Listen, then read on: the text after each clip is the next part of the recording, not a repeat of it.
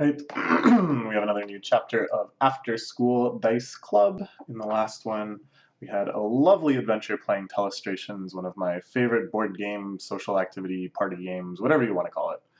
And now we're moving on into Aya's True Power. And here we see Aya herself standing out in an African savanna looking at giraffes with binoculars. I really don't know what this could be, but it's her birthday. Happy birthday, Aya. Pachi, pachi. They've got some nice seafood, some prawns and mussels, and these look like maybe crab cakes. These big couches with the table and stuff. Looks like they're at karaoke maybe, but that doesn't sound like a good place to play board games. No, they're just at someone's house. Okay. And the kind of expanded cast is here. This is the delinquenty girl from the previous little arc, if I recall correctly. Make this? This is her older sister, right? Yeah. Right? I don't know. Dory-chan, our little sister. I got really angry for some reason. Yeah, she's not necessarily the little sister type. She's definitely not the type to embrace being the little sister type, at least. She would be an Emoto tsundere about being a little sister. This is a highly complex taxonographical blah, blah, blah. Who cares? Okay. When are they going to get to the game? Did you bring any board games with you today? There we go. Maggie-chan really enjoyed the game we played last time. She keeps talking about it. I did bring some, actually. So today's a birthday party. I brought a variety of games. Ooh, we got one called Pit, one called Bonanza. That looks like fun. And something in the back here called Schlotters. I don't recognize any of these, but I don't really assume that I will. It's more like a rare treat when I recognize a game that they're going to play, which I think is fine. Like, I think it would be cool if I was a board game expert and all of these series, I was like, whoa, cool, they brought this, whoa, cool. But this is fine too.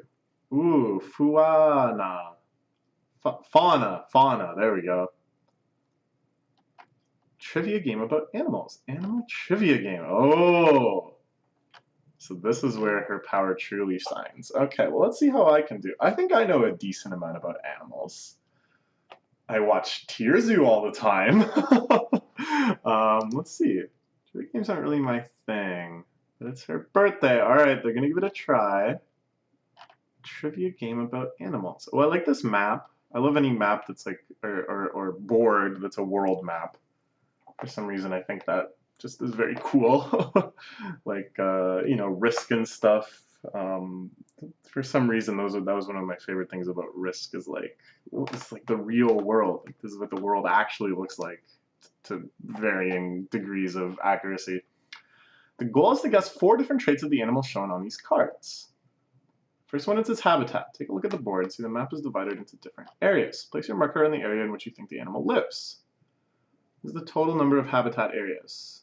Okay, so the black rhino, its habitat spans 6 areas. Well, spans implies a level of saturation that with the black rhino is unfortunately not so true. It's more that the black rhino, there might be 6 of them living each in a different area. Anyways, the black rhino is like upper Saharan Africa, I'm pretty sure, into like mid-Africa. That's my guess. Next up is weight. You have to guess the weight of the animal. Holy. Black rhino, let's see. I want to say it weighs like 1.2 tons or something. So what's that in kilograms? Well, if it's like a kiloton, is that, well, when I like, I just kind of remember like hearing about, you know, the weights of animals in tons, but I don't know if it's like a metric ton or an imperial ton, or which one of those two is bigger or anything like that.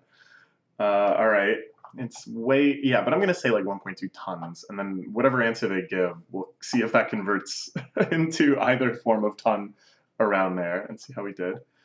Height or length, the size of the animal minus its tail. Tail length, the length of its tail. Okay. Well, these ones, well, I guess on the picture you can't really see its tail. A rhino is like, let's see. I'm gonna guess about 7 feet from the tip of its nose, whatever, or I guess the horn, to its buttocks. And the tail is another, like, well, let's see. This is what, about 45-ish centimeters? Maybe? Wait, meter is like here. No, maybe like 60 centimeters. I'm going to say the tail is 60 centimeters. Okay. On your turn, you place one of your 6 markers on a category of your choosing. Can place a marker on a space that's already occupied, so speed is an important factor. Okay. You have absolutely no clue. You really don't know, you can pass. You can place 1 marker per turn. You can place as many as few as you want. Place a marker on an area adjacent to the card when you still get points. Try to take advantage of players that seem confident. Ooh, okay. All right, so this is kind of fun. It's not just trivia. It's like reading people and strategically hedging your bets with the guesses of other people and what have you.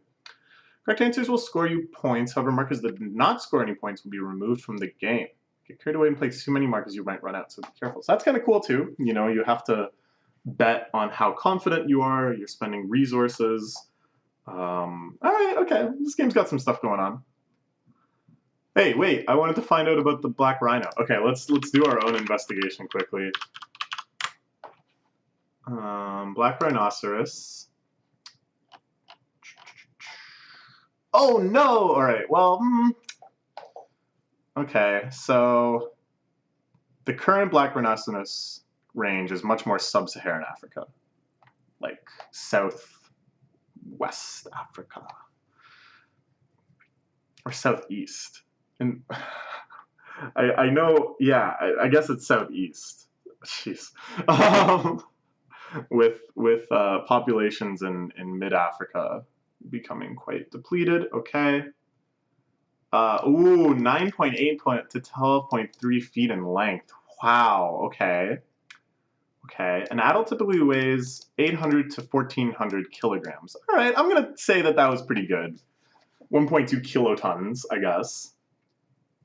That's what a kiloton means, right? 1,000 kilograms, right? Oh my gosh. Well, we're learning a lot. A kiloton apparently is only a TNT thing.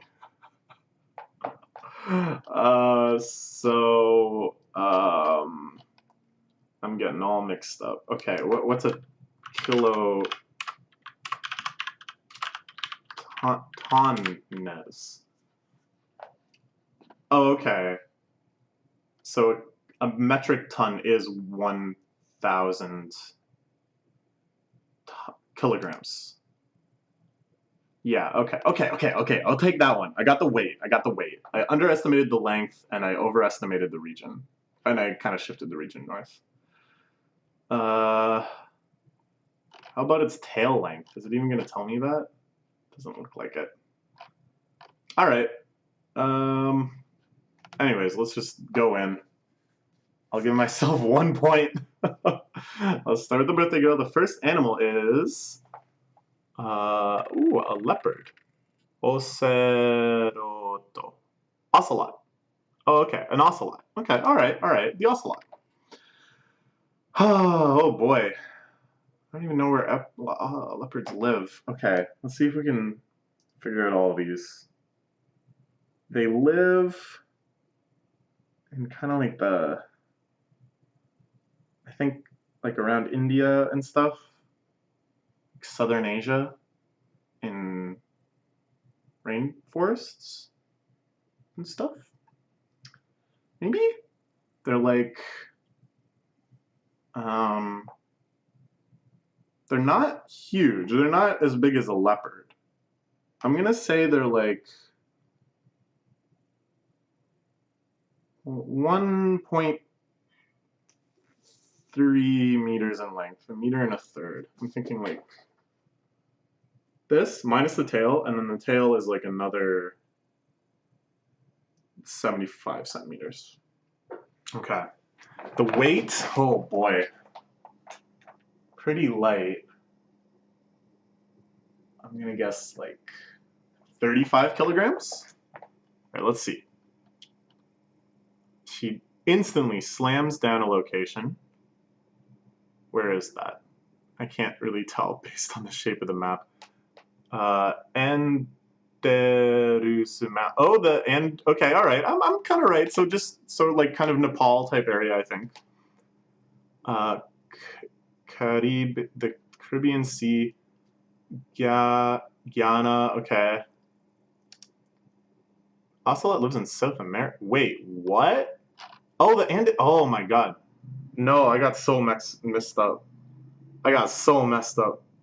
The mountain range. I got mixed up. Oh, this is gonna be humiliating. Okay, South America. I was totally wrong. Its length might be. So they're guessing the weight. They're passing. Its length is around 1 meter. Okay.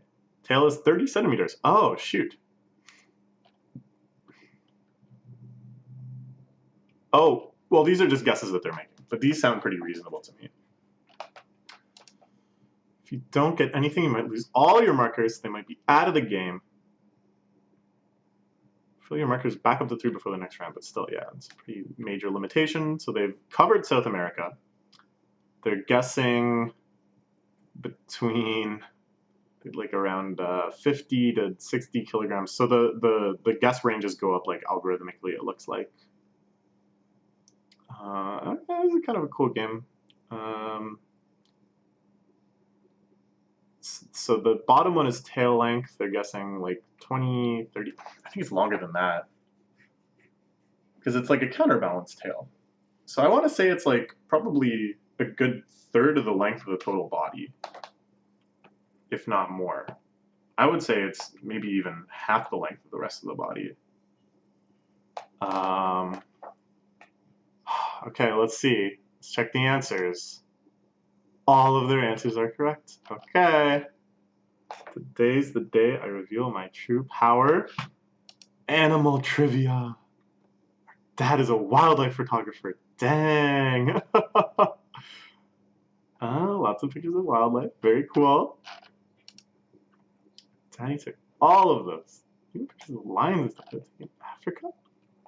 Africa for a long time. I was actually born in Africa. Wow. Is this Mean Girls? Is this the plot of Mean Girls? Oh, the eye. Yeah, that's Madagascar. The scientific name actually totally gives it away here. It's Madagascaris iensis or whatever. An eye is a pretty interesting animal. Very creepy in real life. I consider harbingers of evil. Yeah, I can see that. Ooh, the sloth bear was in India. Probably weighs around 100 kilo. So strong. Long-eared hedgehog. How cute! Also in Asia. They're moles, yeah. Ooh, the tuatara. Yeah, these things are cool. They can spit poison or something? Or wait, no, am I getting them mixed up? Are these the ones that live for a very long time? Oh man, I'm getting humiliated here. Let's learn a little bit about the tuatara. Figure out. Oh, it's because yeah, they're like a living fossil. Yeah, that's what I'm thinking. They're kind of like the lizard equivalent of a coelacanth. That they just are like a real old style type of lizard, of which it's the only remaining one. It's like really spiky. It's got a super fat tail. It branched off quite a ways ago from any other type of lizard. Anyways, that's what I was thinking. The aardwolf can eat rotten meat without a problem. Cool. Dingo, yeah, out in Australia. Ah, the shoebill! Dude, shoebills are so cool. Oh, there's the coelacanth. Hey, we were just talking about the coelacanth. So there's your #1 living fossil. It's just a very old style of fish that never kind of evolved away. And they're worth a lot of money in Animal Crossing. Go fishing in the ocean while it's raining, 30,000 bells a pop.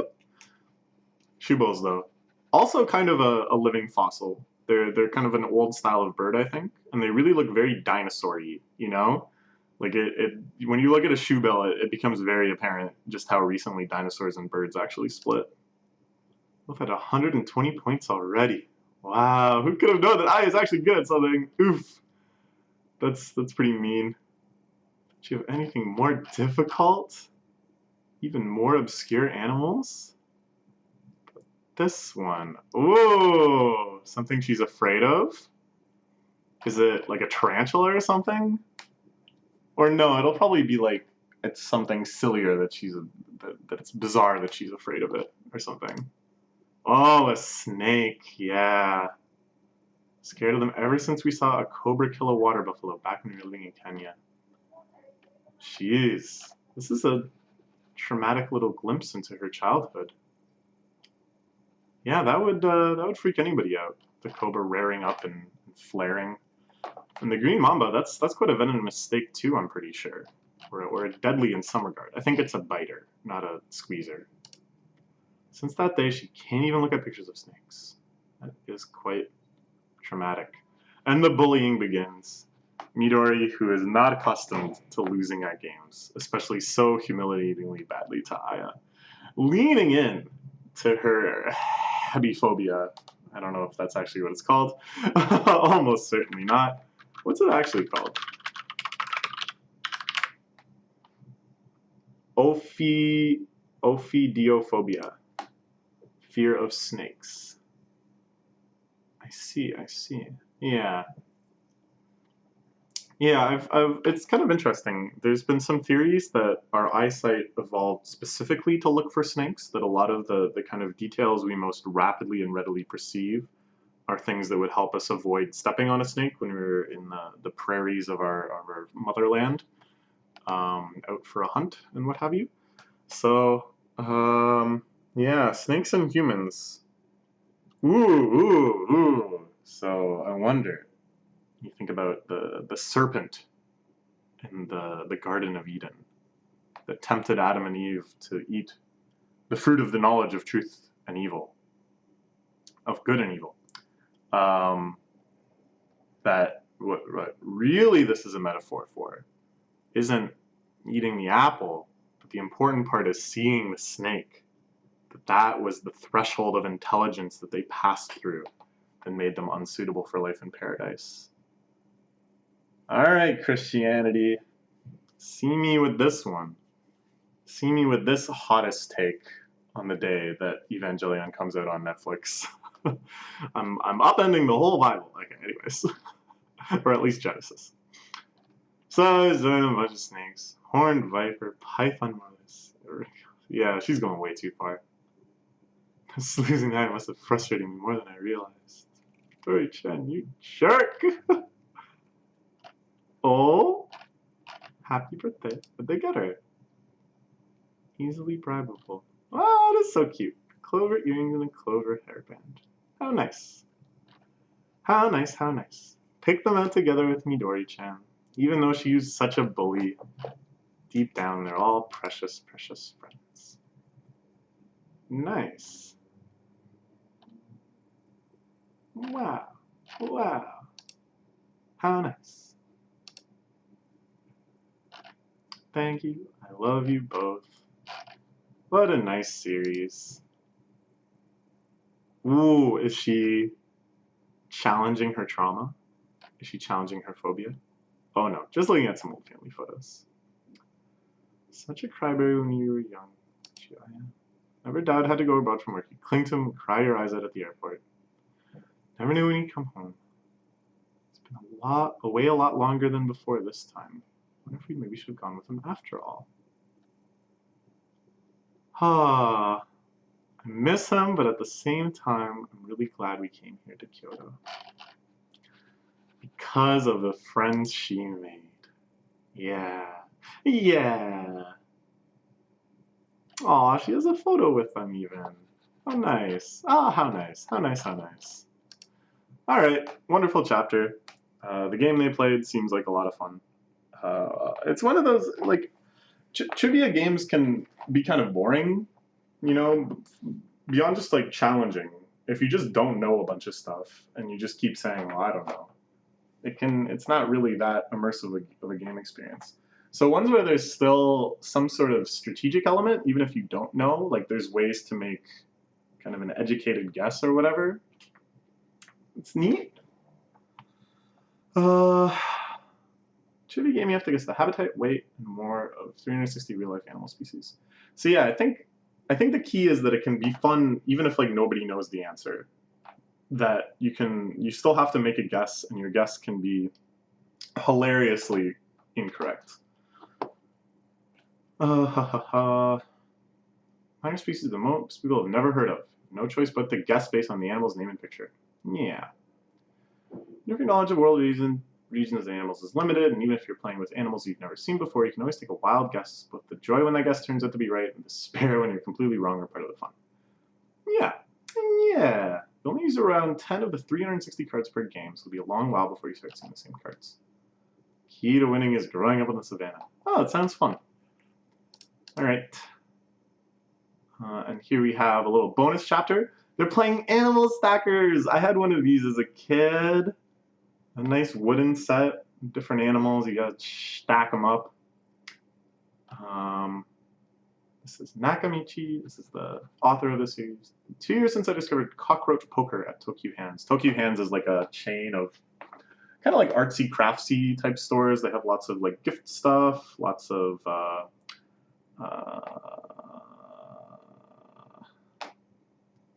what's that called? You know, for writing letters and stuff. Stationery. They've got a lot of really nice stationery, and then they've got lots of cute little games and stuff. Drawing a serialized menu about analog games to give me an excuse to buy more board games without hesitation. Each day I search the internet for games I'm interested in. Like a true gamer, I snatch up rare games with a single well-trained click of the mouse. Dropping 25,000